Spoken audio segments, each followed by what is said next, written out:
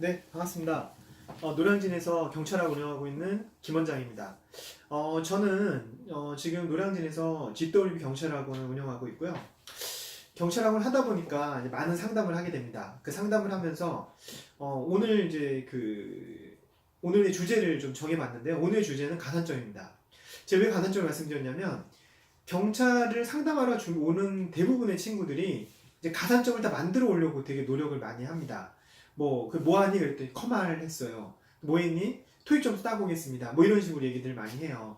그런데 굳이 그렇게까지 준비 안 하셔도 대부분 노량진 그냥 학원 오시면 대부분 가산점을 맞춰드리는 방법들이 있어요. 그러니까 너무 거기에 신경 쓰지 마시고 가산점을 먼저 하고 그 다음에 경찰을 준비하겠다는 생각을 안 하시는 게 일단 우선이라고 먼저 말씀을 드립니다. 그럼 가산점이 왜 중요하냐?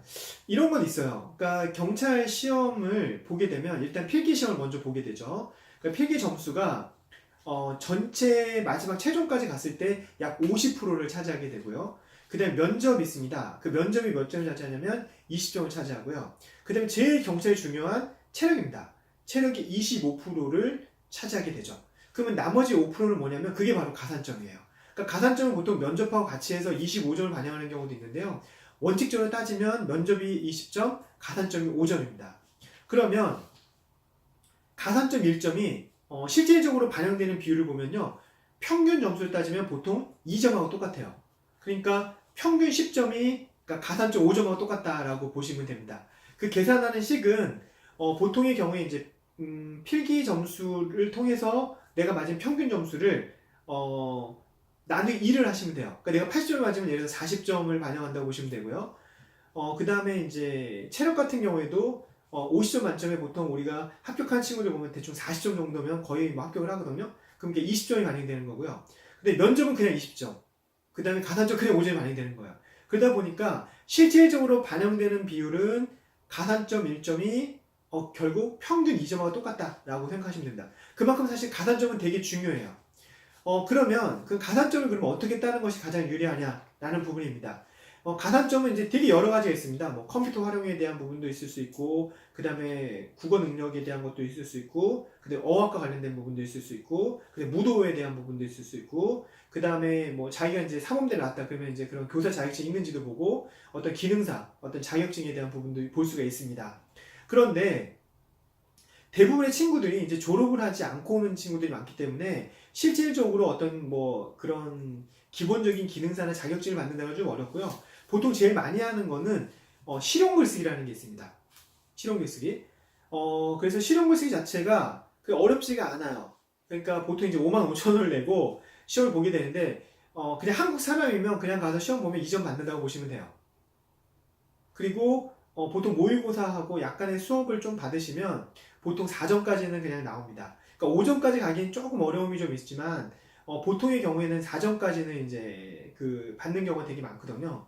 그 다음에 이제 준비하셔야 될 게 뭐냐면 대형 면허예요. 대형 면허. 그러니까 쉽게 할 수 있는 것 중에 있는 게 대형 면허고요. 대부분 또 경찰을 준비하시는 분들이 보면 이제 무도 단층이 있는 경우도 많이 있죠.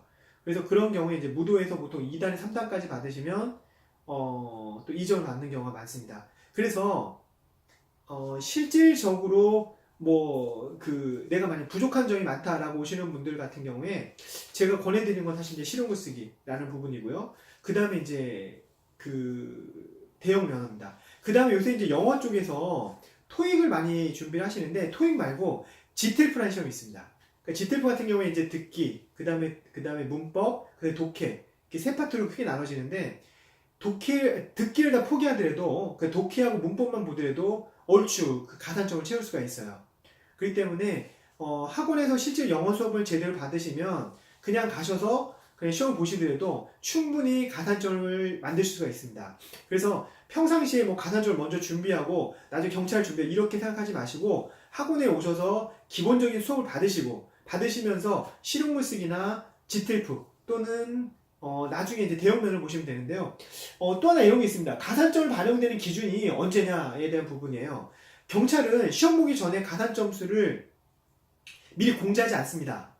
그러니까 내가 가지고 있는 걸 미리 공지하지만 실질적인 반영에 대한 부분은 필기 점수 합격하신 다음에 면접이나 체력에 대한 부분이 결정이 날 때 그때 같이, 그러니까 예를 들어서 체력 시험 먼저 본다면 체력 시험 볼 때 먼저 내거나 또는 면접 시험 보기 전에 언제까지 내주세요라고 하면 그때까지 내시면 돼요. 그러니까 필기 점수 보기 전까지 가산점을 다 만드시는 것이 아니고요.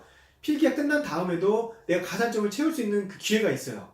그러니까 우선적으로 필기 시험에 먼저 치중을 하시고 그다음에 필기 시험이 끝난 다음에 내가 가산점에 대한 부분을 신경 써도 되니까 가산점을 다 채우고 경찰학원 가서 공부해야지 이런 생각하지 마셨으면 좋겠습니다. 그리고 오시게 되면 또 학원에서 아까 그런 실용글 쓰기 또는 이제 뭐 다른 GTF나 이런 걸 통해서 가산점을 만들 수 있는 방법들이 되게 많기 때문에 굳이 그런 걱정 안 하시고 학원에 오셔도 충분히 커버가 될 수 있다라는 말씀을 드립니다. 그래서 뭐 가산점에 대한 스트레스를 그렇게 많이 받지 않고 학원에 오시더라도 크게 무리 없다라는 말씀을 드리면서 마치도록 하겠고요. 또 궁금한 사항이 있으시면 저한테 연락을 주십시오. 저희 댓글을 달아주시면 제가 또 자세하게 어떤 실질적인 부분을 가지고 여러분들한테 대답을 해줄 수 있는 그런 기회를 만들도록 하겠습니다. 네, 그럼 요것으로 마치도록 하겠고요. 다음에 또 다른 내용을 가지고 또 찾아뵙도록 하겠습니다. 네, 감사합니다.